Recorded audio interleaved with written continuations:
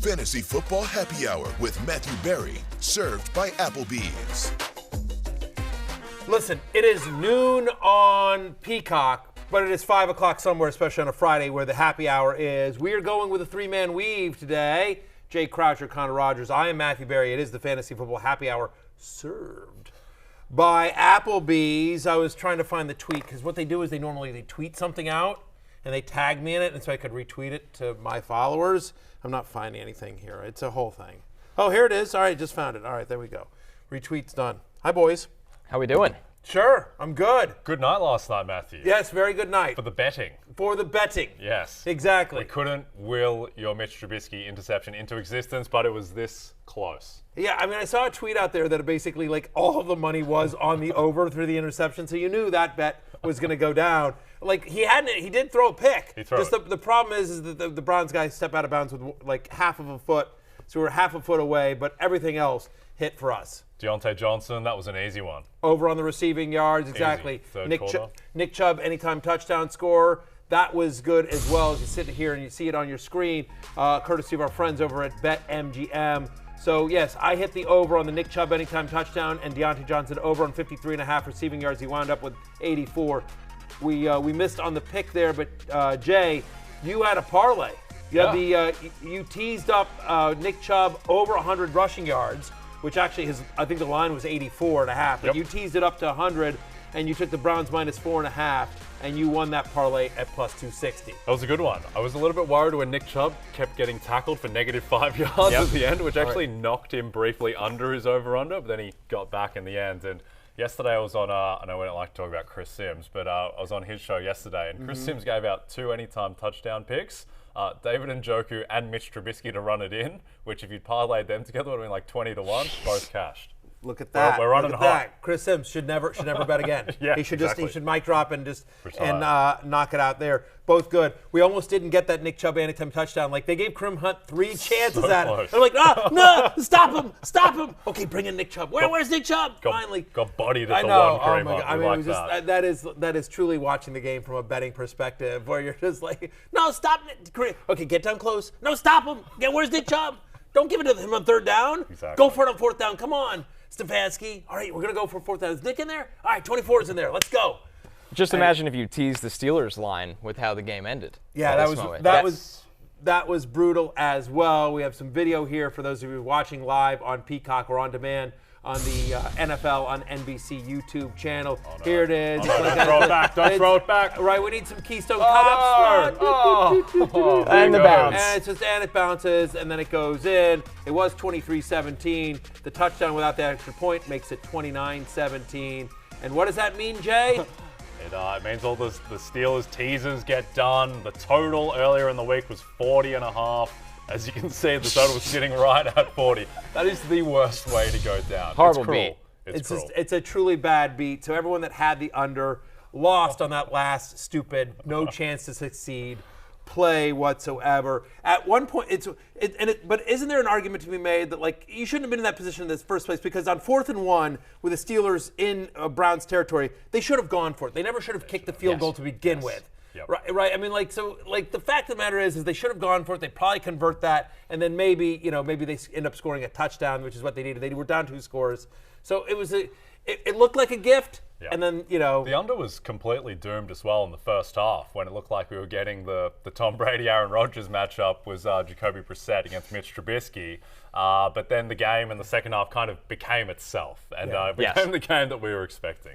Yes. From the fantasy angle, Amari Cooper now. Yeah. Back-to-back games with 100 yards and a touchdown. Jacoby Brissett unlocking the Browns version of Amari Cooper. Jacoby looks good, and that's a great sign for Cooper. Well, and more importantly, there's just, the challenges with Amari Cooper, there were a couple of things coming into the season, right? Was he going to get the kind of target share that he got in Dallas? Because Dallas, his target share has gone down each of the last couple of years, right? And last year, it was a career low in target share for Amari Cooper. So would he be the alpha wide receiver? We thought, yeah, probably, but will they be able to get him the ball? And we didn't know what was going to happen with Deshaun Watson.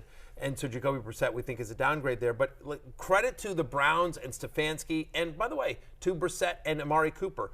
2 straight games now. Now, listen, it's the Jets and the Steelers. two defenses that we don't have a ton of confidence in. Yeah. I mean, people have been able to throw on the Steelers all year long, but yeah, I mean, Amari Cooper has done what Amari Cooper should do. He's been getting open, and I still sort of feel like he might be a sell high. Like, as the win, You're tempted. I am a little bit, just because It's an evil grin when you said it. I'm not the biggest Amari Cooper fan in general. Production is production. He's been fantastic the last 2 weeks. There's no question about that. But the concern is, I mean, like, is he going to get a 38% target share every week? Because that's what he got this week, right? I mean, like, as the weather gets colder and the wind gets nastier in Cleveland, does he keep this up? Cooper's also struggled with injuries. He's a top 20 fantasy wide receiver. But if somebody's willing to give you more than that for him, I would consider it as well. But certainly, you like the playing time. You like the target percentage here with Amari Cooper. He had a bad drop as well. He really should have had an extra 25, 30 yards too. And the good thing with Amari Cooper is that he's going to be on a spaced field, because this is the best rushing attack in the NFL right now. So they're not going to be loading up on Amari Cooper. Correct. And the bigger point of, I think, encouragement is that Jacoby Brissett looks fantastic out there. I don't know if you guys go Mahomes, then Brissett, then Allen, or Mahomes, Allen, He's then in the Brissett, big three. but he's in the conversation. He's in the conversation. No, credit for Jacoby Brissett. It's nice to see, and they've done a nice job of getting him around. I mean, Brissett's fine. You know what I mean? Like, but yes, you were right. Like, that was an impressive performance last night as well. I will say this. Next week, Browns at the Falcons. And you certainly like Amari Cooper on the turf indoors next week against Atlanta with 10 days to prepare. So for those that bought low on Amari Cooper because his ADP in the preseason kept dropping and dropping and dropping, it's worked out here for the last 2 weeks. Elsewhere in this Browns passing attack, David Njoku, given a lot of money, obviously recently in this tight end market, 9 catches, 89 yards for a touchdown.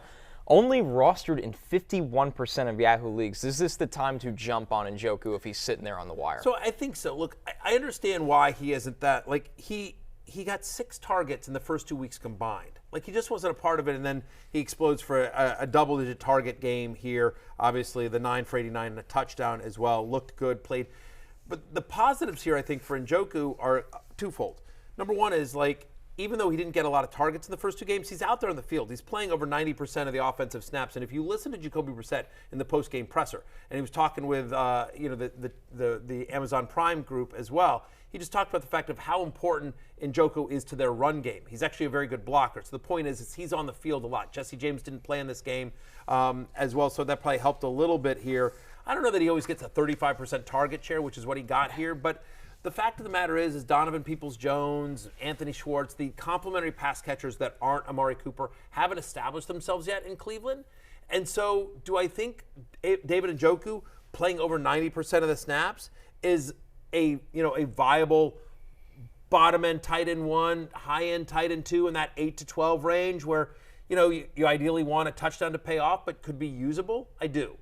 Yeah, I agree. And I think that this Cleveland offense in the pass game outside of Amari Cooper is going to just be a nightmare week to week, where week 1, Donovan Peoples-Jones got 11 targets. Now he's been unsighted 2 weeks in a row. Right. But I would like Njoku more than our man Colt Kmet or Albert O or these other guys who are drafted Noah in that range. Fant. Yeah, I mean, like some of those guys as well. So I think, quick question. Rest of the season, who would you rather have, Njoku or Freiermuth? Freiermuth, I agree. think. But close. But that's a conversation. Yep. And so I think that's a good range right there for Njoku. It's like he's in that, like I'd rather have Gerald Everett. I'd rather have Logan Thomas. What about Irv Smith?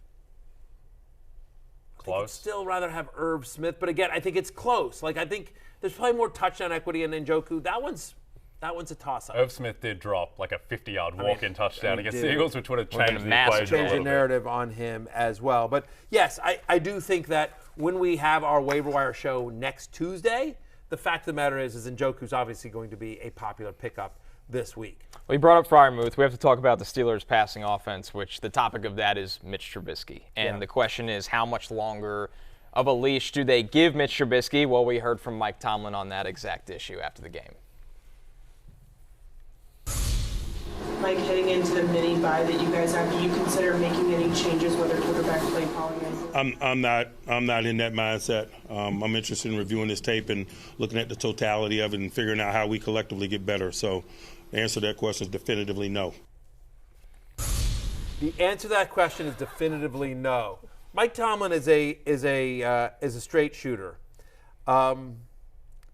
He probably should consider it, but it doesn't seem like he's gonna. Feels like it should be a probably no, not a definitive no. Right, not a definitive no. Yeah. Look, in fairness to Trubisky, here's what I will say. In fairness to Trubisky, Deontay Johnson had a really bad drop, right? Chris Boswell missed a field goal that would have been very important here.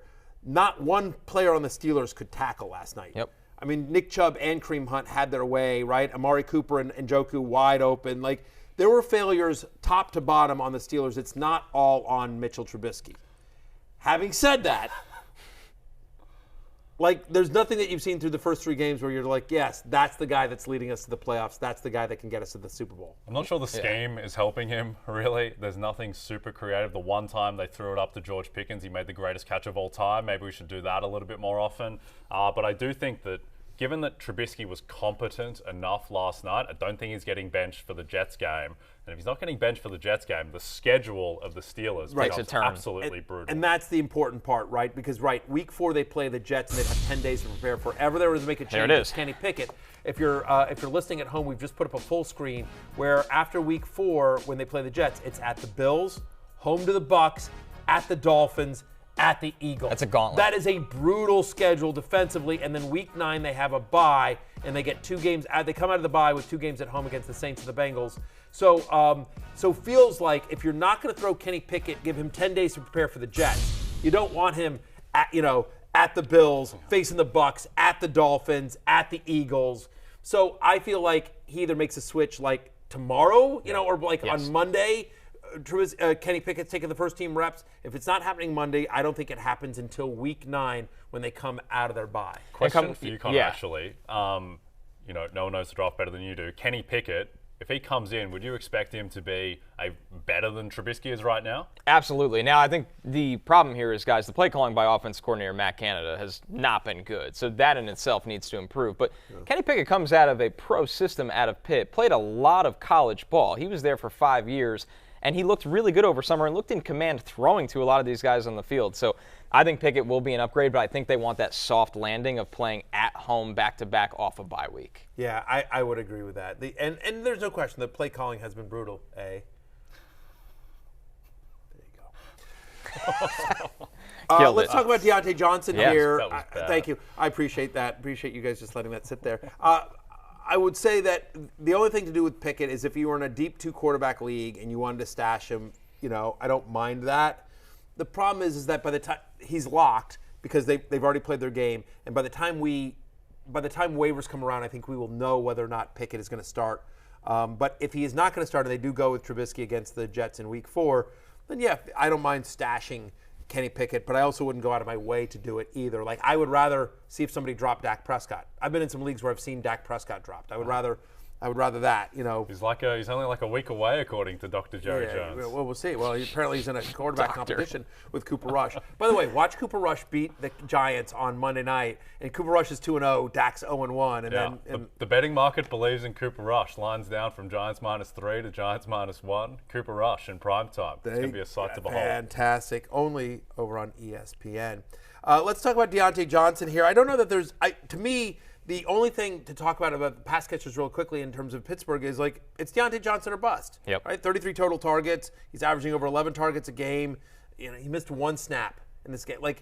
Whether it's Pickett or Trubisky under center, it's always going to be him. He's led the team in targets every single week. I just don't know that we can trust Chase Claypool or George Pickens yet. As great as that catch was. Did the flashes excite you for Pickens? 1,000%. Okay. I mean, that is one of the best catches in NFL history. I mean, just in terms of the degree of difficulty, he's literally we're showing the video now if you're watching us live on Peacock or on demand right here, but you just watch this play.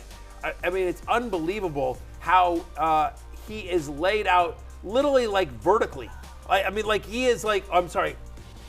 He is, that's unbelievable, the control, the one-handedness, being able to bring it in. He's at one point, if you stop it, he's flat to the ground. Yes. He's levitating over the ground, and he catches that. And all that does is it's a flashy play. At the end of the day, he finished 3 for 35 or whatever it is, right? 3 for 39. but it shows you the talent and the ability there. And you think about last year, you think about guys like Amon-Ra St. Brown or Jalen Waddle that sort of came on towards the end of last year. Sometimes it takes rookies a little bit of time to produce. We also think it'll be better if Kenny Pickett is this. So I would preach patience with George Pickens. 7 targets last night, which is encouraging versus what he was getting. And I think that, look, this Steelers offense isn't going to continue like this. If it does, it's not going to be the same. There's going to be either a different coordinator, different quarterback. Pickens has a lot of upside in the second half of the season. Yeah, I mean, that's a good sign for Pickens, that target bump. And he's somebody that missed a lot of time at Georgia, so it might be a slow ramp up to the NFL level. But they got to get him involved down the field more often, and I think that target bump up to 7 is a good sign.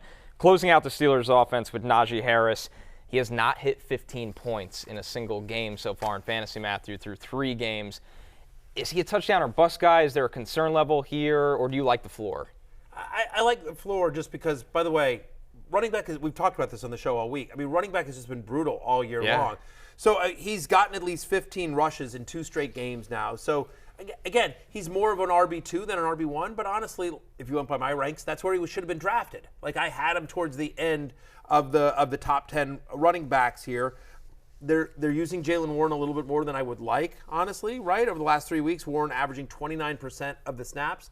But I think what's helpful there is if I have Najee Harris, okay, that's the insurance running back to get Jalen Warren, who has looked good in spots. But the fact of the matter is that in a tough matchup, short week, divisional opponent, on the road, Najee Harris still got 15 rushing touchdowns. 15 rushing attempts. Still got into the end zone. He got a couple of passes. Maybe they're using him a little bit more in the passing game, which they did his rookie year. So I'm still sticking with Najee Harris just because I think you have to reset expectations of what a star running back in fantasy is these days. Yeah, 30 rushing attempts over the past 2 games, 8 receptions. I mean, that's what you would expect out of Najee. The efficiency is probably not going to be there all year. Like, he's not going to be a guy behind this offensive line who averages 4.5 yards per carry. So I think, Najee is what you see is what you get. I will say, though, again, as we just go back to the schedule, think about this. Like, I might think about this, just something to put in. Like, I think he'll have a good game against the Jets. Although, as we've talked about, Connor, the Jets are not a pushover run defensive-wise, run defense-wise, but they were better blocking. I think he'll probably have a decent game against the Jets. But then again, think about that schedule: Bills, Bucs, Dolphins, Eagles, bye, Saints, Bengals, Colts. I mean, that is a brutal run schedule. It's no cupcake game. I mean, there's not one game where you're like, oh, here's the 100 yards, 2 touchdown game for Najee Harris, right? I mean, again, even the Jets are middle of the pack. It's not until the Falcons on December 4th that you feel like, okay, there's a game where he could really go off. And so anyway, I'm just saying, like, if he has a good game against the Jets, I might think about. By the way, selling high doesn't mean just trading him, but again, saying like, hey, do you need a running back because he's scored now in 2 straight because he scored in the Browns game, and if he scores in the Jets game, and like he's Najee Harris, and I'm just saying that schedule after the Jets game gets really ugly fast, especially for a running back. Yeah, Steelers are going to want to win that game because if they don't, they're looking down 1-7.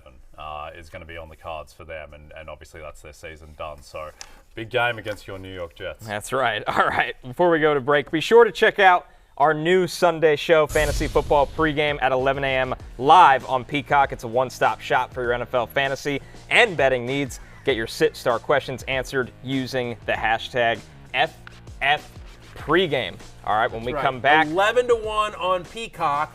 By the way, go to peacocktv.com if you don't have the app. Although, if you're just listening on the podcast, you can go to peacocktv.com and get the app. You can watch it for free. There's an option to watch it for free. By the way, 12-1 is also simulcast on NBC. Check your local listings.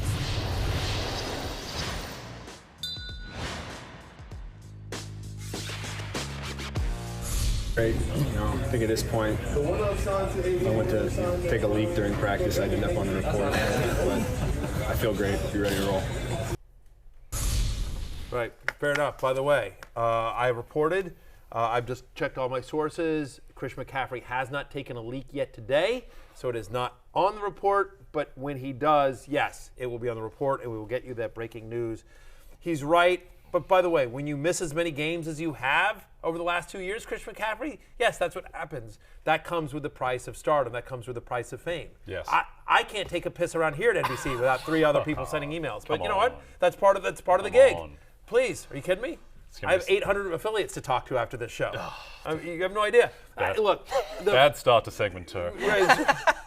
Every segment's a bad start. They're going to cancel us any minute now. Get us back on the rails here, Connor. Yeah, McCaffrey, full participant. It was an ankle injury on the Panthers injury report. I think they're managing his workload throughout the week at this point. All signs a go for a big week 3. Yeah. How's that? You good? You're back on track? Let's go. Not bad. Yeah. By the way, the only thing you missed was these are our Rotoworld headlines. Check them out, of course, at rotoworld.com. By the way, brand new free Rotoworld app, which is great. You should check that out. Download that now. That's how you do it. Oh, you are a company man. I'm a company man. I'm a company man. Yeah. When I pee, it's at NBC urinals. Yeah. NBC Universal Urinals. NBC Universal Urinals. Say that 3 times fast. Yeah, exactly. Yeah, it's tough. All right, Christian McCaffrey. Yes, There's a little bit of belief in the betting market on the Panthers this week. Lines tick down from +3 at home to the Saints, now +2.5 across the key number. I'm not feeling great about the Panthers. You're not general. believing that. Yeah, I don't want any part of them. There's nothing I've seen from the Panthers offensively that makes you think they're going to be able to move the ball successfully against New Orleans, and there's nothing I've seen defensively from the Panthers that makes me feel like they've got an answer, especially because, by the way, Alvin Kamara has been practicing this week. The expectation is that Kamara will be good to go for the Saints on Sunday. I think you're still rolling out McCaffrey. I think you're still rolling out DJ Moore, and I think that's it. That you know what I mean? Like, yeah. I'm down on DJ Moore. We talked about him yesterday on the Love Hate Show. I'm outside my top 20, but chances are you probably don't have a better option than DJ Moore. I'm lowering expectations for him. I think I'm at wide receiver 24 at the moment. So whatever. High-end wide receiver 3, low-end wide receiver 2 this week. He will see some Marshawn Lattimore, not a ton, because they'll move him around a decent amount. But other than that, on the Panthers, you're just sort of like, all right, let's. You're staying off the Robbie Anderson roller coaster? Yeah, I mean, I think there's a chance he sees more Lattimore than DJ Moore does. And so, yeah, with Robbie Anderson, you're basically hoping for one big play.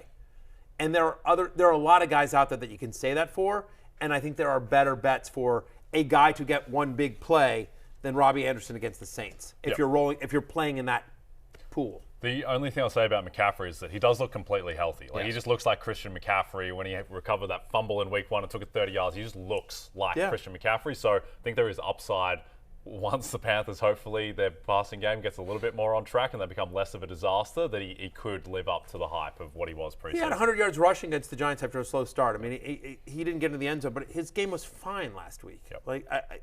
You are breathing a sigh of relief if you have Christian McCaffrey on your team. You are not breathing a sigh of relief, however, if you have Aaron Rodgers as your quarterback, because he ain't got anyone to throw to, Connor. Packers wide receiver injuries are a mess. Let's get through them here. Allen Lazard dealing with an ankle. Sammy Watkins dealing with a hamstring. That's how you know we're getting close to the end of September. Sammy Watkins is on the injury report. With a hamstring injury. Yeah, so it's always a hamstring. It's always a hammy. Christian Soft Watson. tissue Sammy. Soft tissue Sammy, no doubt. Christian Watson dealing with a hamstring. Randall Cobb, illness. They all did not practice Thursday. What do we do with this group at this point? I think you ignore them. Is what I think we do. Lazard, the only guy that I would think about starting would be Lazard, and I don't want Lazard.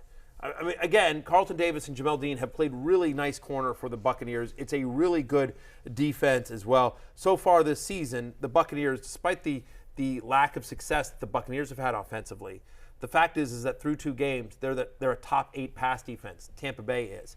This game, the over-under on this is one of the lowest on the slate. We don't expect a lot of fireworks. As we've talked about, as Jay and I talked about earlier this week, we think this is a running back game, right? We think it's a lot of A.J. Dillon and Aaron Jones on the Packers side of the ball. We think it's a lot of Leonard Fournette. And maybe you see some Rachaad White on the Tampa Bay side of the ball here. And so when you're running the ball, it's obviously it's more time possession. It's less offensive series for each team. It's less scoring. I mean, the over, I might even take the under on this game. I mean, despite being how low it is, I still think it might be an under. So let me ask you that. It's set at 42, like you said. Both sides are dealing with problems, including suspension here. It's not just injuries. What is your expectations for the offensive output in this game, knowing all that? Yeah, not much. Right? Not much at all. And I think it's mainly because, to me, the Tampa defense is maybe the best in football at the moment. We talked about yesterday. They're obviously this vaunted rushing defense that no one can run on. Right now, they're a better pass defense than rushing defense. They've got the best pass defense in the league. So, not expecting too much out of this game. This Green Bay offense, even against Chicago, didn't look fantastic. The two guys with upside clearly in the pass game for Green Bay are Watson and Dobbs, just because we haven't seen them. Connor, is there a guy that you like for the rest of the season most out of those two? I still think it's Dobbs right now. I think he obviously had the biggest rapport over summer, and I think when you look at him, he's somebody that can stay on the field. Christian Watson is really raw coming out of the FCS. Yes, you like that he was drafted in the second round. I don't think it's happening this year, so I look at Dobbs. Matthew, let me close the book on the Packers, asking you a more difficult one. Aaron Rodgers, say you are rostering him, you drafted him, with significant capital. Are you thinking streaming options some weeks with the fear of Rodgers just not having a big output at this point? I am thinking streaming options in some weeks, and that week is this week. Yeah. I mean, better week than now? Give me Jared Goff over Aaron Rodgers this week. I know that sounds insane that 3 weeks ago we'd be like, are you crazy? But given the injuries, given this matchup, given the fact that the Buccaneers have allowed one passing touchdown this entire year. You think about 2020. That was the last time Rodgers faced the Buccaneers in Tampa Bay. 160 yards, no touchdowns, 2 interceptions, under 4 fantasy points.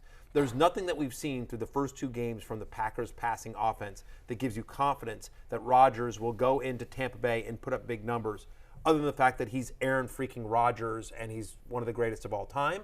But beyond just, legacy, there's nothing. They're beat up. None of the receivers have sort of impressed so far. They are beat up, and it's a great defense in Tampa Bay. So I'm merely as a mid-tier quarterback too, and I would if Jared Goff or somebody like there is out there, look at my ranks on Rotoworld.com. They're free. Yes, I am thinking about streaming somebody other than Aaron Rodgers this week. Yep. Carson Wentz over Aaron Rodgers. Your boy. Stop with my boy. He's your boy. He plays quarterback for my team. Yeah, There's a difference. Thus becoming he's not boy. actually my boy. He's your boy now. Right. You are a guy on my pod. You're not my boy. You are a guy on my podcast. I don't play quarterback for your team. Yes, I would prefer Carson Wentz. If you go by my ranks, because as ugly as I think it'll be, I think there'll be some junk time for Carson Wentz that I don't think will be there for Aaron Rodgers. Yep. I think Washington will have to throw against Philadelphia. I don't think the Packers are going to have to throw. I don't think they're going to be down big to Tampa Bay. You know what I mean? I think this is going to be a grinded out 1-score game between those 2 games.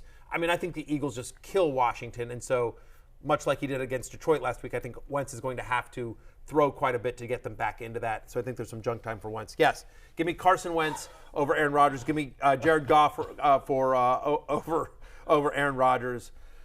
I think rest of the season. I can't believe I just said that on not on that. I think guys like Tua, Derek Carr, Kirk Cousins, rest of season outlook, I would have them all over Aaron Rodgers. And they all went behind him preseason draft, but I think certainly with Tua, just because of the scope for yards there with Tyreek and Waddle and how much of a passing game offense that's become. I'm not ready to go there yet because I still believe in 12 and it's small sample size, but I understand the conversation. I'm not ready to say yes, definitely, but I understand that conversation. All right, moving along to the Buffalo Bills, it was the Stephon Diggs show Monday, undoubtedly, between him and Josh Allen. But Gabe Davis, coming off the ankle injury, is 100% confident he will return for Sunday's game versus the Dolphins. One, how do you think that impacts Diggs' insane production coming off Monday, and are you ready to fire up Gabe Davis again in this offense? Gabe Davis is a must-start until further notice. As we talked about off of that game Monday night, right, obviously you're always starting Josh Allen, you're always starting Stephon Diggs, and the only other person I think you're always starting is Gabriel Davis.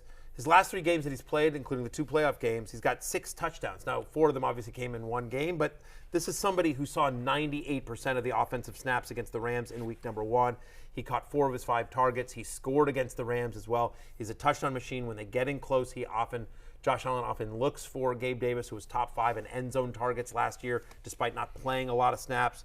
Yes, all in on Gabriel Davis, having him as the top 15 play this week against Miami, a game in which I think the Bills will need to score to keep up with the high-flying Dolphins. Indeed. Let's take a look at the receiving yards props for Bills Dolphins. Sure. Obviously loaded with receiving talent in this game. Jay, what do you like on this board? Well, it's maybe a little bit of a recreational bet and an easy one to make. But give me the over on Stephon Diggs, only 79.5. Obviously, he's gone well over that in the first 2 games of the season, topping 122. You see the other guys that BetMGM are offering: Tyreek Hill, 73.5, Jalen Waddle, 63.5, and Gabe Davis at 54.5. But Diggs is the one to me where I don't know what happened to him last season, but he just wasn't getting the huge yardage totals. only topped 90 yards twice all of last season in the regular season.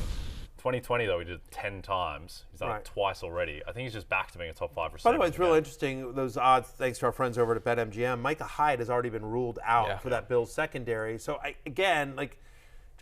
you don't always want to bet the over, but just feels like until further notice with Diggs, Hill, Waddle, you're betting the over. You're absolutely betting the. This is one thing with the betting market. When there are huge changes, which I think there is in the Miami offense, the betting market is always slower to react because they need a bigger sample to treat something as real. But if you think the Miami offense is just explosive and real, then you'll get value on those overs until the market adjusts. Yeah, and I think it's easy to buy into Mike McDaniel right now. That's the most consistent part of that Miami offense. All right, moving to an offense that unfortunately by the way, last night in the Amazon Prime game, Richard Sherman said about Mike McDaniel, says, he don't just look like Harry Potter.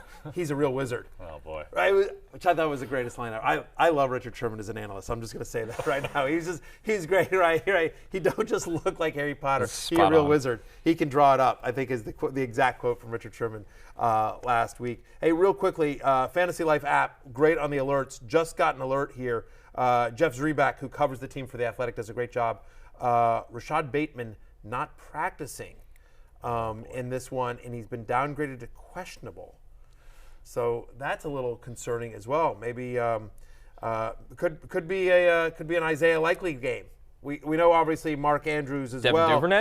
Devin Duvernay, Mr. Touchdowns. Right? They are playing the New England Patriots. They are in New England, so just interesting. That just heads up. By the way, if you have Rashad Bateman, that you may not have him this week. Obviously, we'll get into all the latest with him Sunday morning, Fantasy Football pregame, 11 a.m. to 1 o'clock Eastern on Peacock. All right, let's talk about Michael Pittman, who's been dealing with a quad injury. He practiced on Thursday. Good sign for a Colts offense that's been shut out 6 of the 8 quarters they've played in, and that doesn't count the overtime period that they were shut out in as well. Pittman's a huge addition if he can make it back to this passing attack. If he's out there, you're starting him. It's that simple. I believe he will be. I am as a top 10 fantasy wide receiver this week. I have actually at wide receiver 6 so far in my current rank.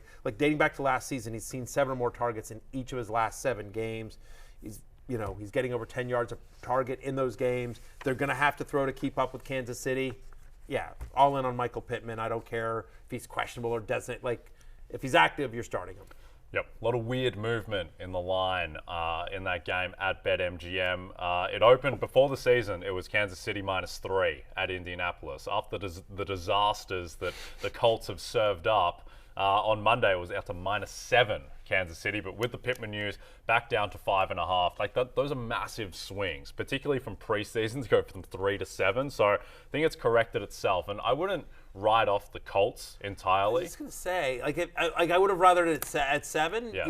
The Colts getting 7, but it feels like I don't know that the Colts win this game, but they're 0-2. They're at home. Their backs are against the wall. I don't think they're going to be an easy out for Kansas City. No, and Matt Ryan as well. Yes, he's looked terrible, but he's a context guy. If you give him a good context, the offensive line plays better, and he gets Pittman back, then he has the tools to look competent at least. So, I wouldn't be putting a nail in the coffin of the Colts season just yet. Yep. Looking at the Chiefs side of things, obviously firing up Kelsey. We know that. Even Juju. Is there anyone else in this passing offense, though, that you even consider at this point now? I want to just highlight Juju Smith-Schuster. We talked about him a little bit yesterday in the Love-Hate show. He did make the others receiving votes in my Love-Hate this week. Remember, through 2 games, opponents have caught 88% of their targets in the slot against Indianapolis. Think about what Christian Kirk, who plays the slot, did last week against these Colts for the Jaguars. 8 targets in the first half in week 1. Right, yeah, in week 1, he had 8 targets in the first half, right? Didn't do anything in week 2, whatever. Still ran a route on over 80% of pass plays. I think people are going to overact too much that week 2 dud against the Chargers in a weird game in which, it was a short week and they're playing a division rival. The Chiefs mix it around. I do think the middle of the field is an area to attack against the Colts. Give me Juju Smith-Schuster as a love this week. Yep, I'm with that. I think the Chargers defense is going to make a lot of receivers look bad this season. That's a top 5 defense in the NFL right now. Expect easier matchup against the Colts. Those guys should get right. By the way, last one here. This another Fantasy Life app alert. Jenna Lane from ESPN tweeting out that Todd Bowles says Julio Jones will be a game-time decision. Donovan Smith didn't practice today, but Bowles says it wasn't setback. They just want to give him some rest. So looks like they will have Donovan Smith back on the offensive line, so that's great news for Brady. Julio, game-time decision. By the way, he should change his legal name to Julio Game-Time Decision Jones. If you roster Julio Jones, that's the game that you signed up for. That's what you signed up for. All right. A rich man, Sammy Watkins. Oh, God. All right, we're going to take a break. When we get back, Rotoworld rankings. Who Matthew's higher on, lower on for the weekend.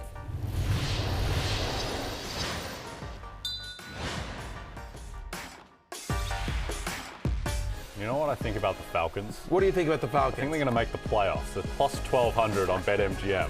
That division is not good.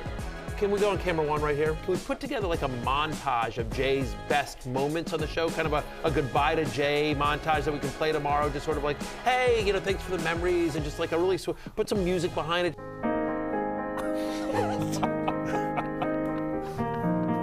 ridiculous. It's great though. I mean, it's true. And I like that your best moments are you not talking. We have no audio of your best moments. That's what's great. Number one, because either my wife is getting a shout out or I'm getting fired. It's only those two options. There you go. It was great. Your best moments were just you in black and white not saying anything. So that's just, that's what the production staff thinks of you. It took us 3 tries to do that. That's the kind of budget we have over here at Peacock. You know the film Inception? You've seen Inception. Everyone's seen Inception. Sure, Great film. Makes a lot of sense. It's like Leonardo DiCaprio has planted in my brain the idea that the Atlanta Falcons are really good. I just keep coming back to it. I don't know why. And I can't justify it, but I just know they're making the playoffs at plus 1,200 on BetMGM. It did say August 2023, so you might be covered there. You might be covered. We'll see. Microsoft you keep showing up. Another production win for us. I apparently like to get rid of Jay. Like I have to go to human resources. I have to put him on a performance improvement plan. Like I a have to visa. It's a lot of paperwork. Yeah. It's a pain in the ass, honestly, is what it is. So anyway, we're stuck with Jay here for a second, but make no mistake, keep camera one ready and hot at all times. Let's talk Rotoworld rankings, by the way. Yeah, let's start with James Conner. You have him, they're going up, Arizona's got the Rams this week, and you have him 16th, Rotoworld has him 20th, so you're a little higher, nothing insane. But the Cardinals' backfield right now, 2 games into the season, James Conner, Darrell Williams, Eno Benjamin, a lot of that's factoring on Conner's health. Where are you right now with this backfield? If I'm starting anyone, I'm starting James Conner. I think the expectation here now is that he will play. If James Conner is for some reason ruled out and I have to pick between Williams or Benjamin, give me Williams, who got more of the goal line work. Feels like he's the better chance to get into the end zone than Benjamin.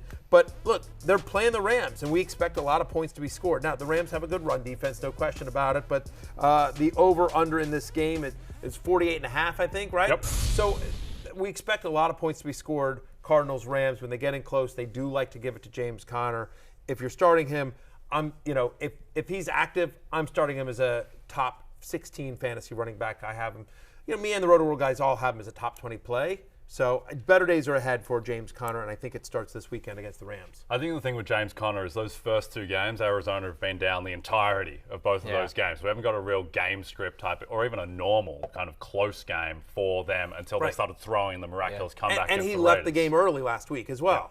Right. Yeah, he's on my team. He's on my team in the league. Remember Alexa, stupid Alexa, making without the nifty mentioning team. The nifty team. The nifty team. I didn't name the team, but yeah. Anyway. But you didn't change the name of the team either. I didn't either. Maybe I need to. If I lose this week, it's definitely. Needs a name change. Yeah, we're talking about how catastrophe triggers change. You gotta change that name. I might change it to Catastrophe Triggers Change. Juju. Yeah. That's a pretty good team name, by the way. Catastrophe Triggers Change. There it is. I like CTC. that. By the way, that's a good band name too. By the way, I would go see that. Yeah. I would go see that. If I ever got divorced, right? If I ever got divorced and then I'm one of those sad old guys with a woman that's way too young for me and I'm trying to be hip. Happen. No, right? And I've got the bad I get my ear pierced and I've probably got the bad long hair ponytail rat tail, right? Because I'm balding up here. Maybe this could happen. Right, exactly. So that's what I feel like. If I was going through that whole thing and I buy a Porsche or something like that, and I'm with some woman that's completely inappropriate for me age-wise, I feel like what I would do in that getup is go see Catastrophe Triggers Change at some bar, and I've got the bad leather jacket on, and I'm just sitting there probably It's a band like Muse. Yeah, kind of exactly. Like a really bad Totally. knockoff. There's 13 people there. And right, exactly. Yeah. 13 people there, Yeah. and everyone's just like looking at my date. I'm like, why are you with your grandpa? And anyway, yeah, that's so. So anyway, this is just a moment for me to tell my wife, honey, I love you, never leave me, please. Yeah. Time for a smooth transition from me to Raheem Mostert. That's the best way to do this right now. A good week 2 for Raheem Mostert. You have him RB31. Rotoworld has him RB40, so a pretty big discrepancy here, pretty big difference. Are you comfortable starting anyone in the Dolphins' backfield? I mean, I have him higher than Chase Edmonds, right? I mean, so if you're picking a guy, give me Raheem Mostert, who's got the better chance of scoring a touchdown. He carried Edmonds 11-5 in Baltimore week 2, even though the game script would have suggested that it should have been Chase Edmonds as well. Played 55% of the offensive snaps in week 2, 42% in week 1. So it feels like that also is a way to say, like, hey, he's getting healthier. He's getting more up to speed. Having said that, Bills allow 66 rushing yards a game. It's the number 1 run defense in the NFL. They made Derrick Henry look like an old, slow man. They made Derrick Henry look like me. Yeah, Derrick Henry is actually going to the Catastrophe Triggers Change concert. Fantastic. One of the 13. Exactly. So am I comfortable starting either guy? Connor, to answer your question, I am not. Again, I have Mostert outside my top 30. But if you're telling me I got to pick one in this game to start, it's Raheem Mostert. Biggest concern for either of those guys is that the Dolphins are 5.5-point dogs at home, so not expecting to get much game script. And the Bills are 5.5-point favorites in Miami. And Miami are really good. Just goes to show that the Bills right now are tier 1 by themselves. I wouldn't be too excited starting a running back, but at the same time, the total has actually moved up over the past 24 hours. It's at 53, so expecting there will be some scoring, will be some goal line opportunities. Yeah, the Bills haven't played a close game the first 2 weeks of the season, so that could matter here a lot. All right, it's the Jimmy G show again in San Francisco. Is that good or bad news for Brandon Ayuk? I think it's good. I mean, Jimmy Garoppolo can run this offense. Jimmy Garoppolo can throw the ball. Brandon Ayuk has been a fantasy relevant wide receiver with Jimmy Garoppolo under center. None of that is true with Trey Lance. We don't know yet if Trey Lance can throw the ball or make Ayuk fantasy relevant. We won't know this year either, unfortunately. He's out for the week. So I do think season long, Garoppolo being under center is good for Ayuk, good for George Kittle. I will say, though, I don't love him this week. I mean, I have him at wide receiver 39. My expectation is that George Kittle plays in this game as well. So you've got Debo's going to get his, obviously. Now you've got Kittle, and you've got Ayuk. He's going to be facing Patrick Surtain. That is a tough matchup for Ayuk. We expect this to be, a fairly low-scoring game. Like 44.5 is the current over/under per BetMGM. Jay, I don't know. Ayuk I have as wide receiver 39. Like him season long with Garoppolo, but not on Sunday night. Yeah, Jimmy G definitely helps Ayuk. Ayuk was the most targeted 49ers receiver in the red zone last year by far, actually, even though Debo gets a lot of touchdowns because he's breaking 70-yard slant routes to the house. I do think a lot of people have asked me, like, what's the difference between Trey Lance and Jimmy Garoppolo in terms of how they affect the line? The answer is it's difficult to just give a number because the whole idea about Trey Lance is that he's got these huge upsides and downsides, and week to week we don't even know what he is. Whereas Jimmy Garoppolo is just like the definition of a 7 out of 10 quarterback, right? Yeah. And the one thing about Jimmy, though, I will say, where upside does come, he was really banged up at the end of last season. And everyone thinks about the last 2 drives against the Rams in the NFC title game, which were a disaster. He still got them to the NFC title game despite the banged up, what was it, thumb and a shoulder. It's just everything was banged up. So I do think there is scope where he should be better than he was last year just because he should stay healthier. Games in which he saw 6 or more targets last year, he finished with 85 or more scrimmage yards in 5 of those 9 games that he got 6 or more targets. So there is some potential there, but again, I want to take a wait and see, and let's see what it looks like here. Interesting question here about Elijah Moore. Yeah, I mean, it's been the Garrett Wilson show now for the Jets. Garrett Wilson with 14 targets. He played less snaps than Elijah Moore and still had those 14 targets. So, Matthew, Elijah Moore, you have him as wide receiver 42 this week. Rotoworld has him wide receiver 33, almost a 10-spot difference. You're starting to sour a little bit on Moore in this Jets offense, it seems like. It just is. Game script was so perfect last week because they were down big and they had to make the big comeback, and then it all went to Garrett Wilson here. Now, Corey Davis was limited in Thursday's practice, so we'll see if for some reason he misses this game. I think he practiced today, the expectation is, but you never know with Corey Davis. But again, if there's a positive to Elijah Moore, it's that he's talented and he ran the most routes and snaps by any Jets wide receiver in both weeks, but Wilson had the production. So he's out there. It just hasn't manifested itself in strong production here, but going against the Bengals, just there's nothing that we've seen so far that gives you confidence to start him, especially given how much Wilson exploded. The fact that Corey Davis is also going to be active here in this one. So, yeah, I mean, I'm not feeling confident about Elijah Moore. So I'm at 42. If Corey Davis were ruled out, he would move up. But feels like if you're starting a Jets wide receiver, until we see it, it's got to be Garrett Wilson. It's got to be Garrett Wilson. And if you're worried about Elijah Moore, I don't think it's so much about Corey Davis. It's the fact that Garrett Wilson is a freaking monster, right. And he's getting an insane target share and justifying. I mean, you're the Jets guy, Connor. What are you seeing out of Garrett Wilson so far? He's just always open, and when Flacco has a guy like that, he locks onto him. And they're getting creative with how they're using him. They're using him in tight sets. They're working him, motioning him into the slot in the middle of the field. Here's the biggest thing, guys. They love him in the red zone. Yeah, they throw him the ball over and over again when they get into the red area. Another touchdown against the Browns. Easily. Flacco missed him on back-to-back throws in the red zone. Should have been a 3-touchdown day for Garrett Wilson. Jay, this was the summer of Breece Hall, Offensive Rookie of the Year odds. How has that started to turn towards Garrett Wilson? It's the summer of, well, we're not even in summer anymore, but it's the fall of Garrett Wilson now. He's second favorite behind Drake London. I would be the same way as BetMGM is, where they have Drake London plus 600, Garrett Wilson second plus 800. Jahan Dotson is just behind Garrett Wilson. I think there's a big gap between Garrett Wilson. No offense to Matthew Berry, the Commanders man. That's fine, but we've talked about this before. If I was placing money on an Offensive Rookie of the Year bet right now, give me Kenny Pickett.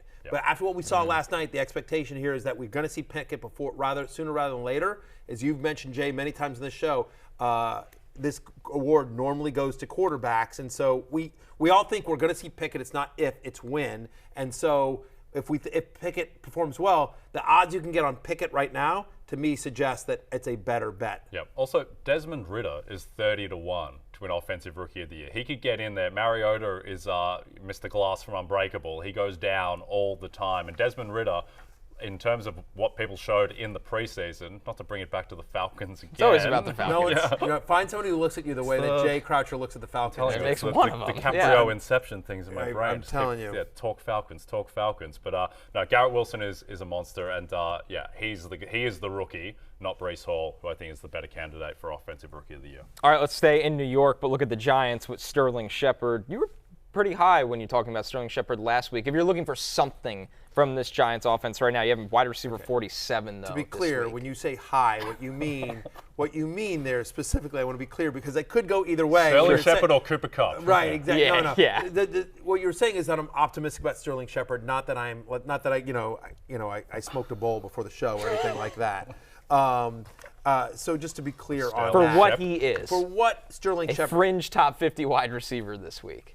I just want to say, look, he is somebody that has been fantasy successful in his past, right? He is somebody that has put up fantasy points previously. There is a connection there between him and Daniel Jones. In 9 of his last 10 games, where he's played at least 50 or more of the offensive snaps, he's seen at least 6 targets. I mean, when he's out there, Daniel Jones is looking for him. In week 2, he led the Giants in targets. He had double-digit targets in that game. He had a 32% target share. He was second among wide receivers in offensive snaps and routes run. And then you sort of look at the rest of the guys out there. I mean, Kadarius Toney can't get on the field. Wan'Dale Robinson has been out for the first 2 games. David Sills is running the most routes. And so Galladay, who played only 2 snaps in week 2, as Brian Daboll tries to change the culture of the Giants. And by the way, they're 2-0. So if you're Brian Daboll, you're not like, oh, you know what, we got to find more ways to get Kenny Galladay. They're out on Kenny Galladay. Couldn't be more out.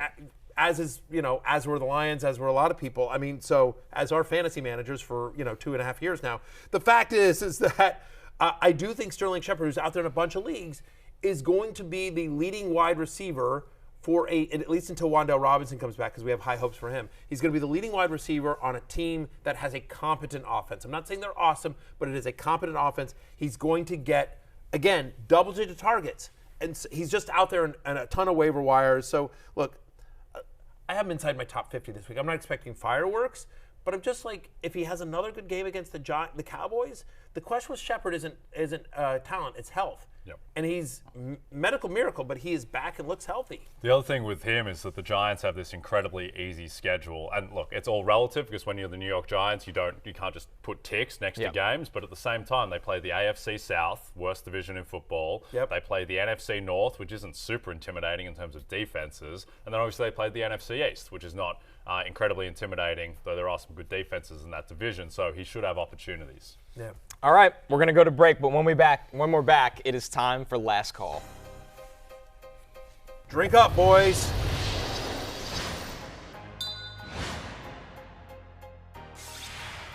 The NFL season is here, and the NBC Sports Predictor app is giving you a shot at winning $100,000 by entering Sunday Night 7's free contest between the 49ers and the Broncos. So if you don't have the NBC Sports Predictor app, go download it now. All right, time for Last Call, boys. All right. Monday's headlines today. I'll kick us off here.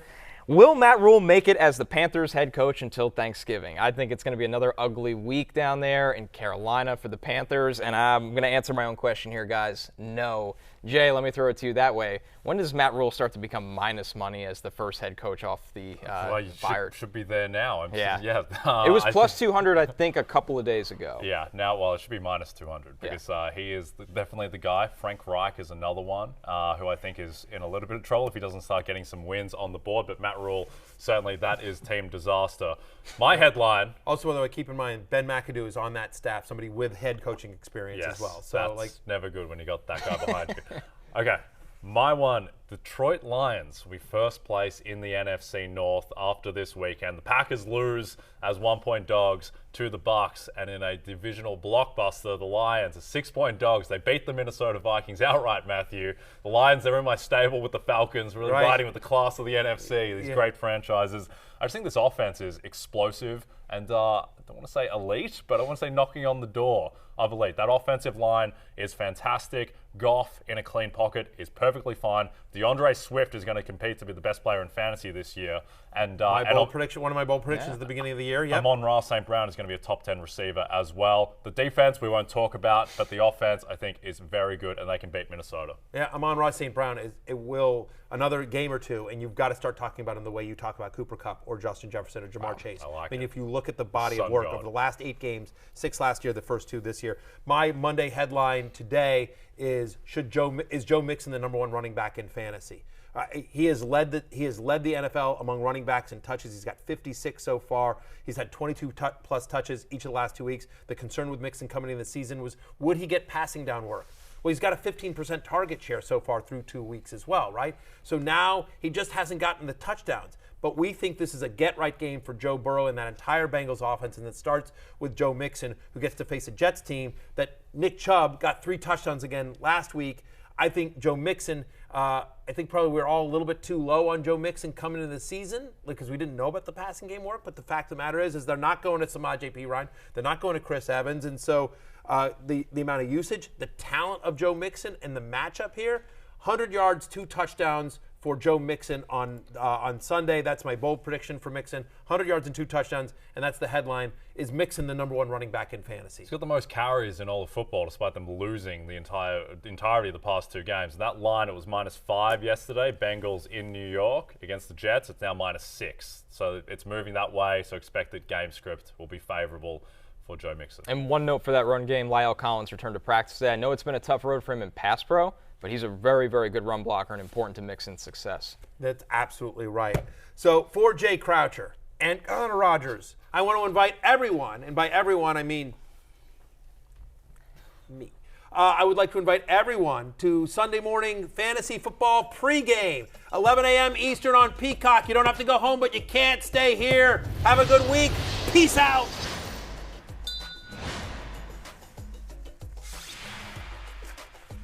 Hey, it's Matthew Berry from NBC Sports and Rotoworld.com.